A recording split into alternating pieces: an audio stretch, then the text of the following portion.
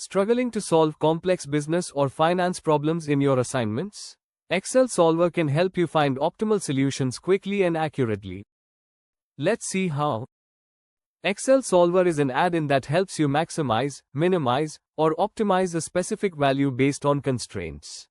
Whether it's profit, cost, or resource allocation, Solver can find the best solution for your business or finance assignment. Start by entering your data in Excel.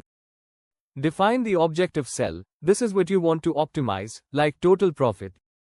Then, specify decision variables the cell's solver can change. Finally, set constraints, such as budget limits or production capacity, to make the solution realistic. Go to the Data tab, click Solver, and input your objective, variables, and constraints. Choose whether you want to maximize, minimize, or achieve a specific value. Click Solve, and Solver will process the data and give you the optimal solution.